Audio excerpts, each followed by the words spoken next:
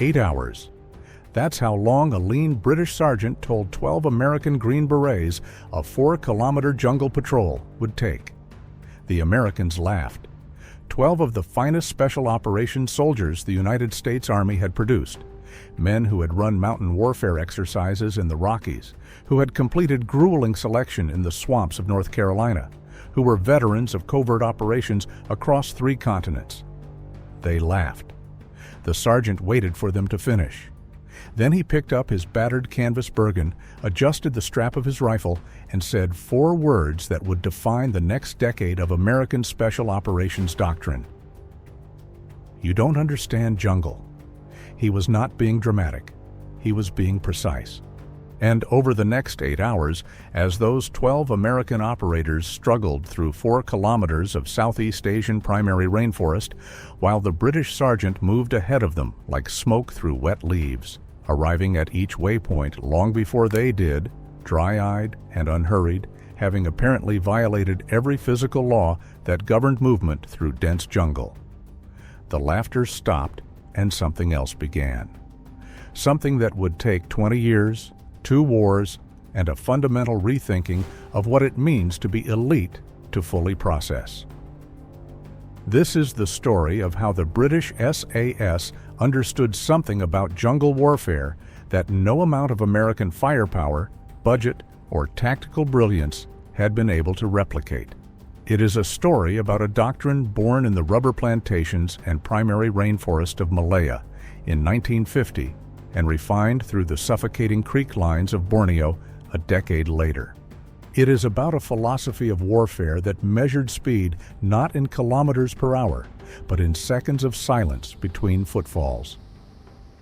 It is about the most alien form of fighting a modern soldier encounters. A place where the environment itself is the primary weapon, where noise travels farther than bullets, and where the 4-man patrol moving at the pace of a walking shadow is more lethal than a company of men moving at a run.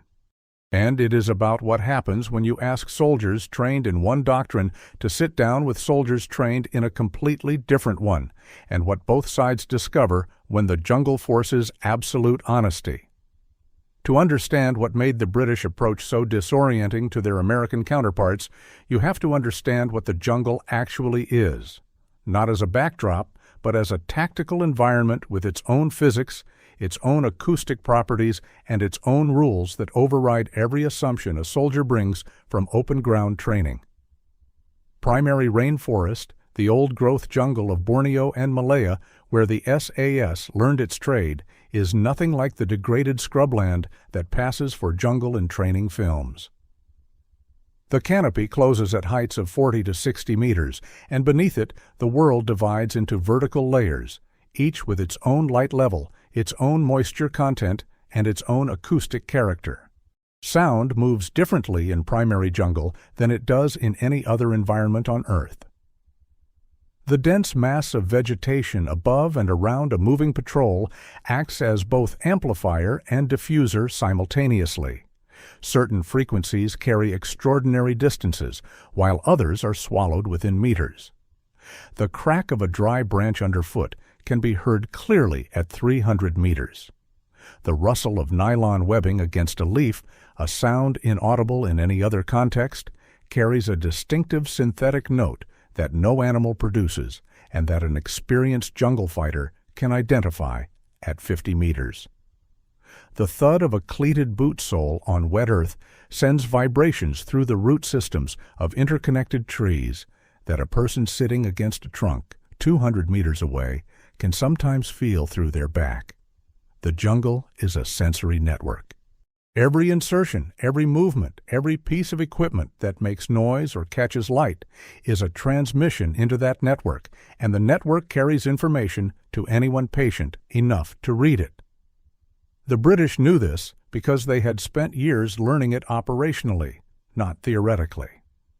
From 1950 onward, in the rubber estates and primary forest of the Malay Peninsula, 4-man SAS patrols had been conducting deep penetration operations against the Malayan National Liberation Army, communist guerrillas who were themselves products of the Japanese occupation and who understood the jungle with the intimate fluency of men who had lived in it for years. These were not poorly trained irregulars. The MNLA had been operating in the Malayan jungle since 1948.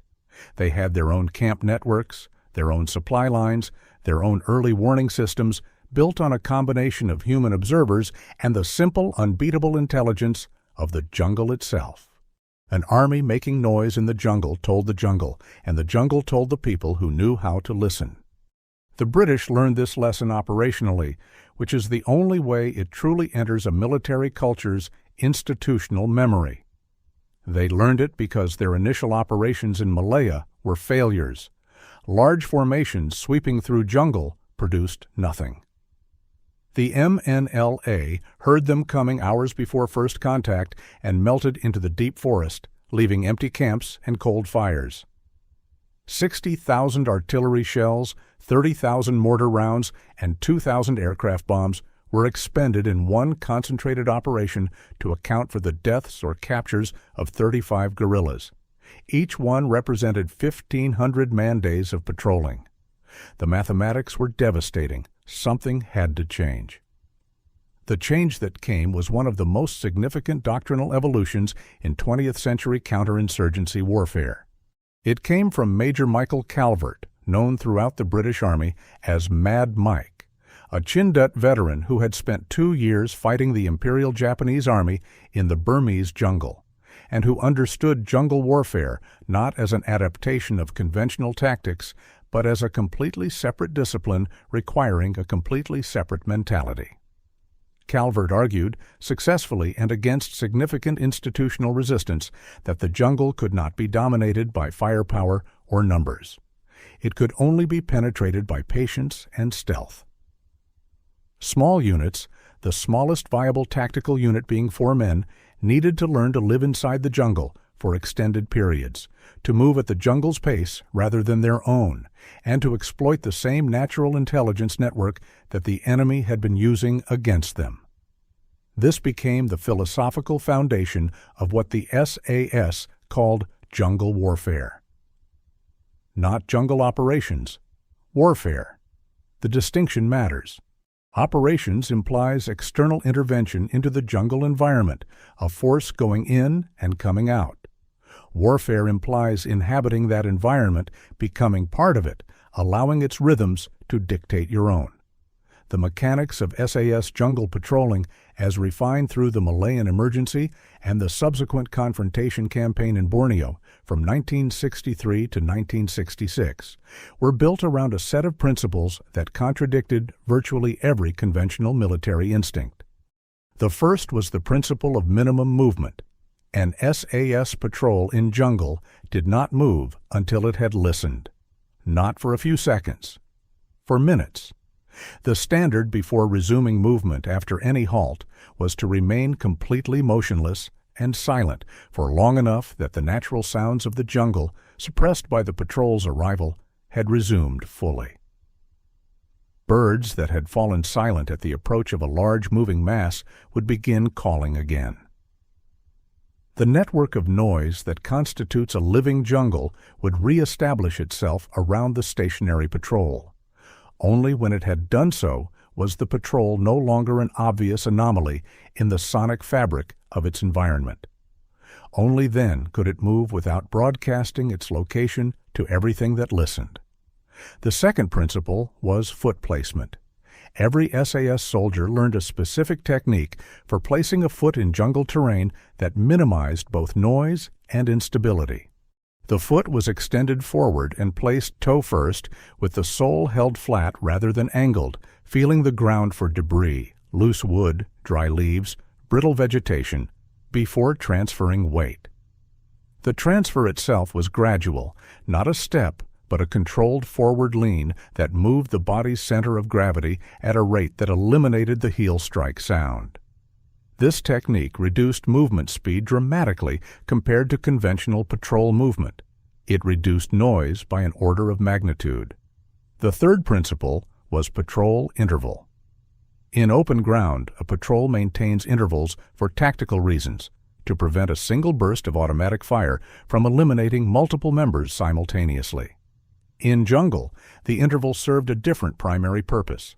5 meters between patrol members in dense primary jungle meant that the lead scout was often invisible to the third man. This was not a problem. It was a feature. A patrol moving in close proximity created a consolidated noise signature. A patrol distributed at proper jungle intervals created a series of brief, separate acoustic events that registered to a listening observer as the normal background movement of forest animals rather than as the advance of a human group. The fourth principle was the distinction between moving time and observation time. An SAS jungle patrol spent a significant proportion of its mission time not moving at all. The practice of establishing observation posts, concealed positions from which the patrol watched and recorded a specific area, was not a preparation for action. It was the action. Information gathered through hours of patient observation in a properly concealed jungle. OP was worth more than the same information gathered through active patrol movement that alerted the target to the patrol's presence. An enemy who does not know he is being watched does not change his behavior. An enemy who suspects he is being watched changes everything. The SAS wanted to watch behavior that had not been changed. These principles were not theoretical. They were tested operationally in some of the most demanding conditions the British Army encountered in the 20th century. The Borneo confrontation, the undeclared war between Indonesia and the newly formed Malaysian Federation that ran from 1963 to 1966, produced the most demanding environment in which the SAS doctrine was proven. SAS patrols operating in the primary jungle of Sarawak and Sabah conducted cross-border reconnaissance operations under the classified designation Claret, penetrating up to 20 kilometers into Indonesian Kalimantan, establishing observation posts that were maintained for days and providing the intelligence that allowed Commonwealth forces to preempt Indonesian incursions before they reached the border. These patrols moved through terrain that was, by any objective measure, among the most hostile in the world. The humidity in Borneo's primary jungle runs at approximately 95% year-round. Ambient temperature in the forest floor layer sits between 30 and 35 degrees Celsius, with no wind to carry perspiration away from the body. Leeches attach themselves to any exposed skin within minutes and must be removed without burning, the standard method of detachment that spreads infection in jungle conditions.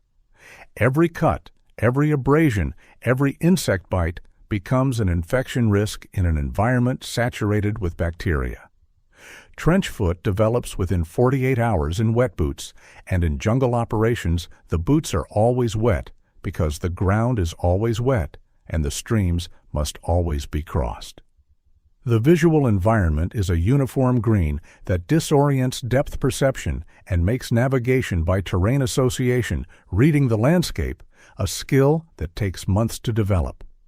SAS patrols operated in this environment for weeks at a time, carrying everything they needed on their backs. Resupply by helicopter was conducted at intervals, but between resupply drops, the 4-man patrol was functionally independent, eating, sleeping, moving, observing, and, if necessary, fighting with only what they carried and what the jungle itself could provide. They slept in hammocks slung between trees, above the wet ground and away from the insects that occupied the forest floor layer. They cooked only cold food or food prepared before last light, because the thermal signature of a cooking fire and its smell carry extraordinary distances in still jungle air. They controlled their personal hygiene with a discipline that most soldiers would find extraordinary. Not for comfort, but because personal odor in jungle travels hundreds of meters, and a patrol's scent profile, if it differs from the natural organic chemistry of the forest, announces its presence as clearly as a radio transmission. The Intelligence Major General Walter Walker, the director of Borneo operations, extracted from SAS reconnaissance in support of Claret, was captured in a quote that became something of a regimental standard. He told British Army headquarters that he regarded 70 SAS troopers as worth more to him in the jungle than 700 infantry in the roles of border surveillance, early warning, and intelligence collection. Not 10% more valuable, 10 times more valuable. That ratio, from a commander who had access to the full range of conventional forces, is the data point that matters most in understanding what the SAS brought to jungle warfare that ordinary forces, however well trained in conventional terms, could not replicate. The Americans knew the theory. The problem was that theory is not doctrine, and doctrine is not instinct, and instinct is not the thing that controls your feet in the dark when every conventional military impulse you carry is telling you to move faster. The formal transmission of British jungle warfare knowledge to American forces took place through several channels in the late 1950s and early 1960s, as both nations began looking at the growing communist insurgencies in Southeast Asia with increasing concern. The British Army Jungle Warfare School at Kota Tinggi in Johore, Malaya, the original institutional home of the doctrine developed during the emergency, trained American personnel, including combat tracker teams and special forces advisors in the fundamentals of jungle movement, tracking, and counterinsurgency. American officers attended courses, liaison teams exchanged techniques. The BRIAM, the British Advisory Mission to South Vietnam, headed by Sir Robert Thompson, a former Chindit and the Permanent Secretary of Defense for Malaya during the emergency, carried the lessons of the Malayan campaign directly to American military planners before U.S. combat forces were committed in 1965. The knowledge was there. The problem was institutional absorption. American military doctrine at the time was built on principles that the jungle punished with extraordinary efficiency. Speed was a tactical virtue, moving fast to seize initiative, to exploit success, to break contact. Firepower was the primary answer to contact. When hit, respond with overwhelming volume. Communication was a force multiplier, knowing what was happening and directing assets to respond. All three of these principles, fundamental to American tactical thinking and validated in every open ground combat environment, worked against the patrol in jungle. Speed made noise. Firepower gave away position. Communication, specifically the electronic emissions from radios and the noise of voice transmission, could be detected by anyone listening in the right way. The Green Berets who arrived in Southeast Asia in the mid-1960s were extraordinary soldiers. They had trained hard, they were physically capable, they were disciplined and experienced. But they had been trained to a doctrine that treated speed as fundamental, and the jungle treated speed as suicide. The American doctrine for handling a contact in jungle, fire and movement, aggressive break contact drills designed to suppress the enemy and create space, was tactically correct in almost every environment except the one in which it was being applied. In primary jungle, a contact initiated against a patient, concealed enemy who has chosen his position and waited for the patrol to walk into a prepared killing zone is already lost before the first American round leaves the barrel. The only way to prevent the contact is to not be detectable, and the only way to not be detectable is to move at the pace that the jungle permits. This was not a message that translated well to soldiers whose entire professional formation had celebrated speed and aggression as the defining qualities of the elite warrior. The concrete moment that crystallized the gap between American and British approaches, and which became something of a foundational story in the oral tradition of Special Operations Doctrine, took place in the autumn of 1962 when a group of American Green Berets underwent a training attachment at the British facilities in Singapore and Malaya. The exact number varies between accounts, but most versions place 12 to 14 American operators under the instruction of a British SAS sergeant whose patience in the face of their initial skepticism became legendary. The patrol exercise was simple in concept. 4 kilometers of primary jungle, a fixed objective at the end, standard navigation equipment, map and compass. Move to the objective, confirm it, return. The Americans looked at 4 kilometers and saw a morning's work. In open terrain, with their standard movement speed, they could cover 4 kilometers in under an hour. Even accounting for the jungle, they expected to be back before lunch. The British sergeant said 8 hours. They laughed. What followed was not a physical test. The Americans were fitter than the terrain required. They could have run 4 kilometers in open ground without difficulty. The issue was not fitness. It was that every impulse that drove their movement, to push through, to cover ground, to get to the objective and back, was exactly wrong for the environment they were in. They pushed branches aside rather than moving them slowly. The branches released with audible snaps.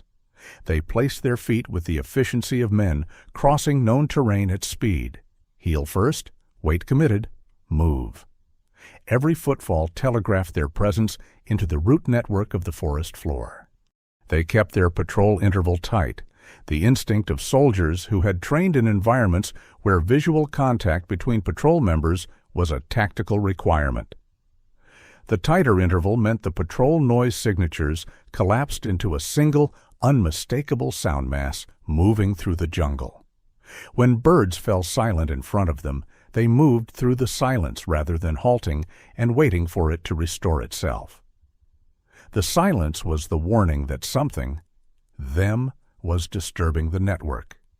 Moving through it extended the disturbance, broadcasted it further, gave it a direction and a speed. By the 2-kilometer mark, they were exhausted in a way that 4 kilometers of movement had never exhausted them before. The jungle was not physically harder to move through than open terrain. It was psychologically obliterating. Every instinct said to push harder, and the environment punished every push. The British sergeant, moving at 20 meters ahead of them, arrived at each waypoint before they did, and waited. Not jogging, walking. Moving at a pace that looked from behind like a man out for an afternoon stroll through a park, unhurried, economical, leaving the jungle behind him apparently undisturbed. 8 hours. It actually took the Americans longer than that. The debrief that followed was the most important part of the exercise. The British sergeant did not lecture. He demonstrated, quietly and without condescension, the specific mechanics that separated what he had done from what they had done. The foot placement, the pause before movement, the interval. The use of the ambient sound environment as a detection system that worked in both directions. It told the experienced jungle soldier what was ahead of him the way a radar system told a ship what was in front of it. Listen to what the jungle stops saying, and it tells you everything. One of the American operators who attended this training later described the experience in terms that captured the cognitive shift it required. He said that the hardest part was not learning the techniques. The techniques were mechanical and learnable. The hardest part was accepting that everything he understood as tactical aggression was, in this environment, tactical suicide. The jungle did not reward aggression. The jungle rewarded the suppression of every instinct toward speed and force, and the cultivation of an entirely different set of instincts built around stillness and patience. For soldiers who had been culturally formed around the idea that the elite warrior moves faster and hits harder, this was not just a tactical adjustment. It was an identity challenge. The doctrinal impact of the British jungle warfare experience on American Special Operations Forces was not immediate. It was slow, partial, sometimes reversed, and ultimately profound. During the Vietnam War itself, the most intensive period of American jungle combat experience, the gap between theory and practice remained large. American forces did adopt some elements of jungle warfare doctrine, the long-range reconnaissance patrols, LRRPs, that operated in small teams behind North Vietnamese lines during the late 1960s were, in significant part, an attempt to apply the small team, long-duration, minimal footprint principles that the British had validated in Malaya and Borneo. Their training drew on British methods, on the Kota Tinggi curriculum, and in some cases directly on the experience of Australian SAS personnel. who had themselves been trained in the British tradition and who operated alongside American forces in Vietnam using techniques that repeatedly astonished their allies. The Australians operating in Phuoc Toi Province with the Australian Task Force from 1966 to 1971 applied the patience doctrine that they had learned from the British with a directness and consistency that produced combat results dramatically different from those achieved by American formations operating in the same types of terrain. Australian SAS patrols would land by helicopter and then sit motionless for up to an hour, allowing the jungle to settle, allowing the birds to resume calling, allowing the environment to absorb their presence before they began to move. American doctrine was to move fast off the landing zone. The LZ was a danger, a known position, and speed away from it reduced vulnerability. The Australians believed that a noisy patrol moving at speed through jungle was more vulnerable than a still patrol on a cold LZ because the noisy patrol announced itself to every enemy within range of its sound signature while the still patrol vanished from the environment. The Americans watched the Australians and frequently did not believe what they were seeing. But they watched the results. Australian SAS patrols in Vietnam achieved contact rates, the proportion of patrols that encountered the enemy, that were consistently above the American equivalent. More importantly, they achieved those contacts on the Australians' terms rather than the enemy's. Ambushes set by patrols that had moved silently into position and waited for the enemy to appear were tactically decisive encounters. Ambushes triggered by patrols that had been detected while moving were not encounters. They were reactions, and reactive firefights in jungle terrain consistently favored the force that had been waiting. The British-derived doctrine was demonstrably more effective. The problem was that demonstrable effectiveness is not sufficient to change a military culture.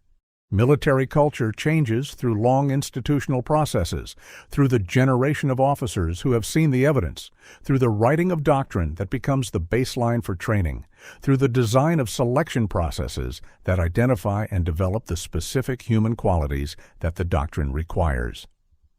This process in the American Special Operations community took the better part of 2 decades following Vietnam. With the post-Vietnam contraction of American Special Operations capability, a period during which the units that had most directly engaged with jungle warfare doctrine, including the LRRPs and the combat tracker teams, were disbanded. The institutional knowledge accumulated during Southeast Asian operations was significantly eroded. The focus of American military planning shifted to the European Central Front, to armored warfare doctrine, to the use of technological overmatch against a Soviet threat that would fight in open terrain according to conventional military logic. Jungle warfare as a discipline went through a period of deliberate institutional neglect. The British did not neglect it. The SAS continued jungle training. Every candidate who passed the initial hills phase of selection and progressed to continuation training went to Brunei, to the primary rainforest of Borneo where the doctrine had been tested operationally, and spent weeks learning the principles that the regiment had validated against real enemies in real jungles. The specific skills that American officers had observed and sometimes admired in their British counterparts continued to be taught, tested, and institutionally maintained, not as a historical curiosity, but as a living operational capability that the regiment understood would be needed again. The British Army Jungle Warfare School, relocated from Kota Tinggi to its current location at Seria in Brunei after the closure of the Malayan facility in 1971, continued to train Commonwealth forces and allied nations in doctrine that traced directly to the lessons of the emergency. The school's curriculum changed remarkably little over the decades that followed, because the jungle itself changed remarkably little.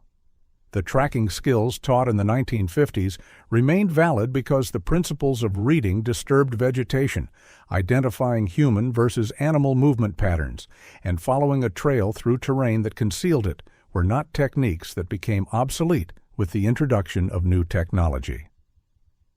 The jungle was immune to technological obsolescence. A thermal imager could find a man in open terrain at 2 kilometers. In dense primary jungle with a 60-meter canopy, it struggled to find him at 60 meters. A surveillance drone could watch a road junction continuously. It could not reliably detect a 4-man patrol lying in a hide beneath a closed canopy while the patrol watched a known route and recorded everything that moved along it. The environment that had taught the SAS its most important lessons remained unchanged. The doctrine built on those lessons remained valid, and the forces that had allowed that doctrine to erode were eventually forced to return to it. The recovery of jungle warfare doctrine within American Special Operations was a process driven partly by the recognition of specific operational gaps and partly by the persistent, patient example of Allied forces who had never abandoned the discipline. The training exchanges that had begun at Kota Tinggi in the early 1960s continued in various forms over the following decades. SAS and Delta Force maintained a close professional relationship built on decades of joint operations, mutual respect, and the specific kind of honest assessment that elite soldiers can offer each other when the operational evidence is clear.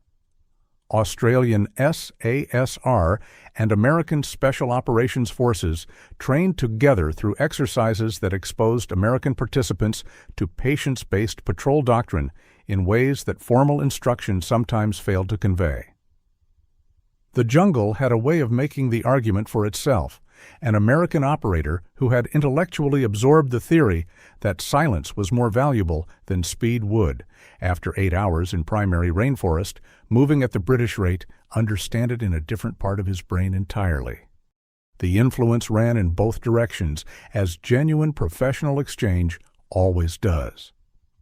The British and Australians acknowledged that American resources and technological capability provided genuine operational advantages in specific environments and roles.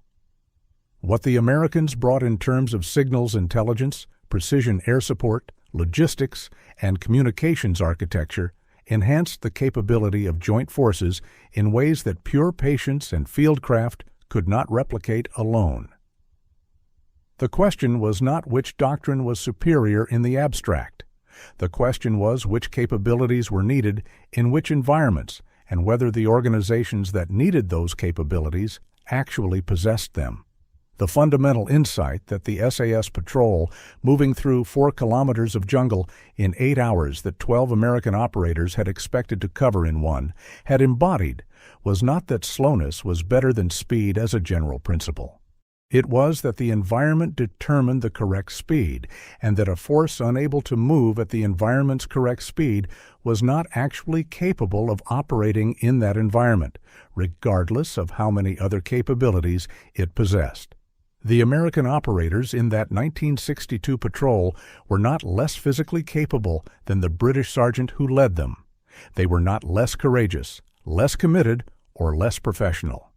They were operating at a speed that the jungle rejected, using a noise signature that the jungle broadcast to everything within range, with an approach to stealth that was based on open ground standards that did not apply. They were, as the sergeant had said, simply not understanding the jungle. Understanding the jungle, genuinely understanding it, not theoretically but instinctively, required a specific kind of training that could not be replicated in any other environment. It required time inside the jungle itself, making the mistakes that the jungle immediately punished, developing the sensory awareness that only comes from extended immersion in the acoustic and visual language of primary rainforest. It required the kind of cumulative institutional experience that the British maintained continuously and that the Americans allowed to erode after Vietnam. It required, ultimately, operators who had been formed in a selection and training system that valued the suppression of tactical aggression and the cultivation of tactical patience as equally important qualities of the elite soldier. The SAS, from its founding in 1941 and through its operational experience in every jungle environment from Malaya to Borneo to Belize, had understood that the jungle was not an obstacle to be overcome, but an environment to be inhabited. The four-man patrol was not a reduced version of a company. It was the correct instrument for a specific task, designed by operational experience to be the smallest viable unit that could independently navigate, fight, observe, and survive in terrain that made larger formations not stronger, but weaker.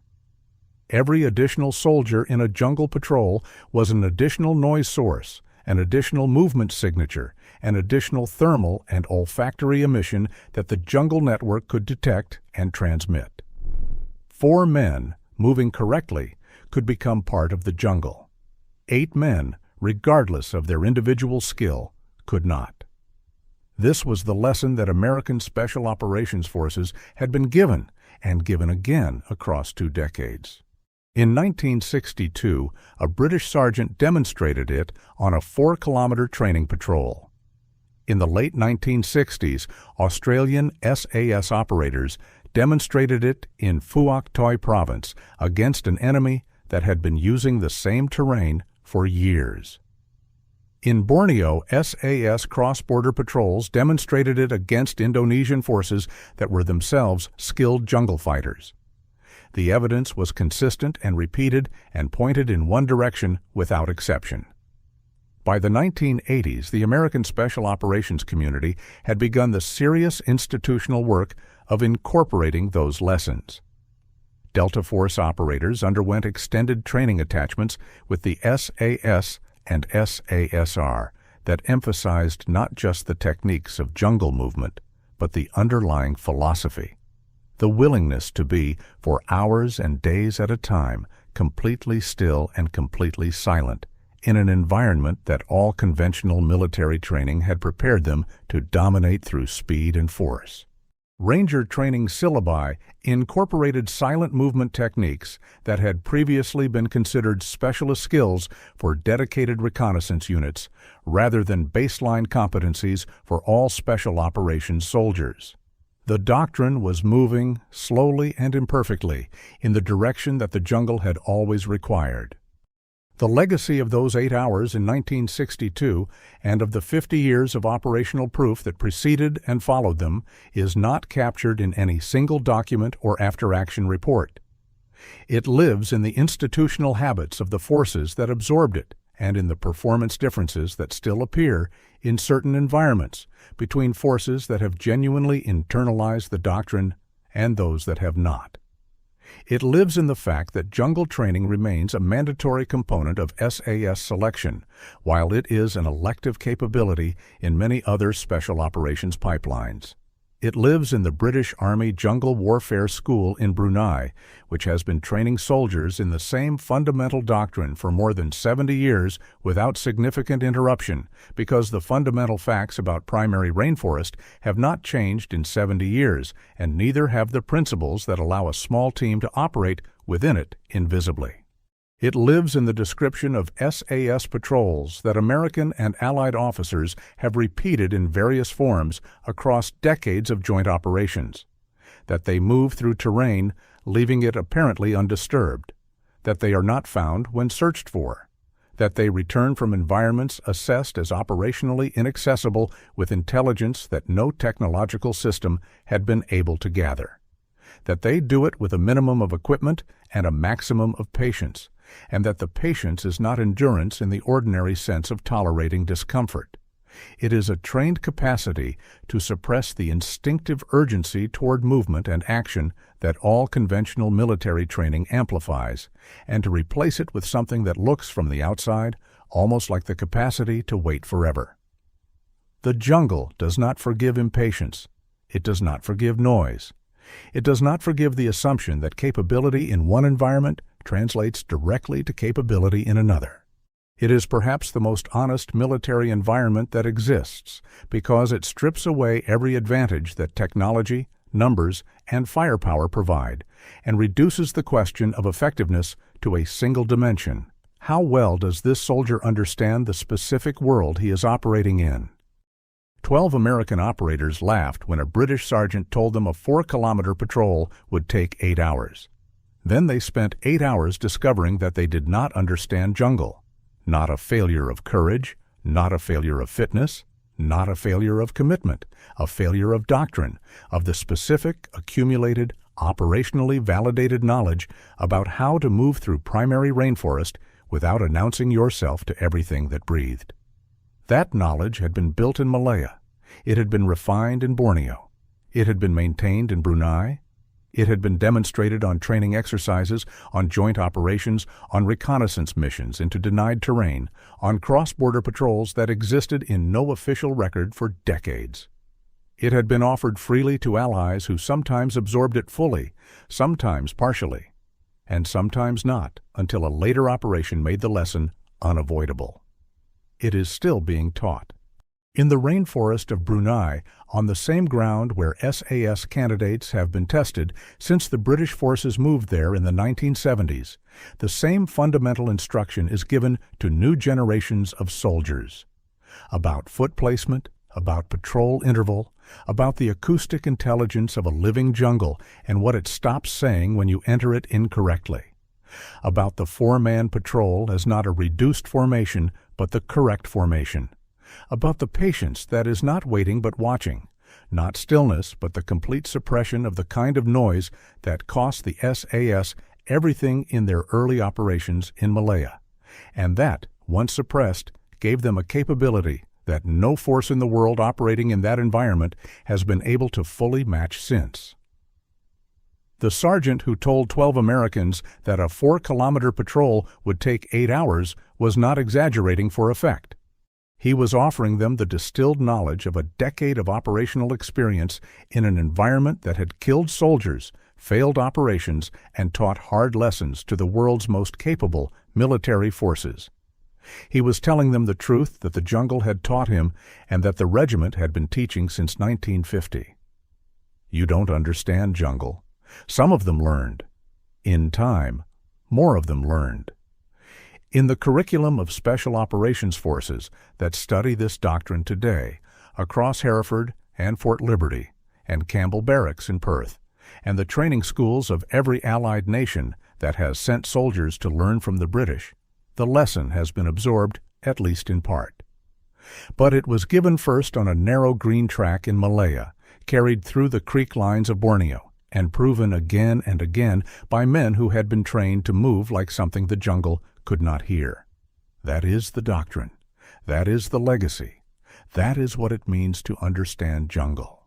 And it began with a sergeant, 4 kilometers, and the most important 8 hours in the history of special operations training.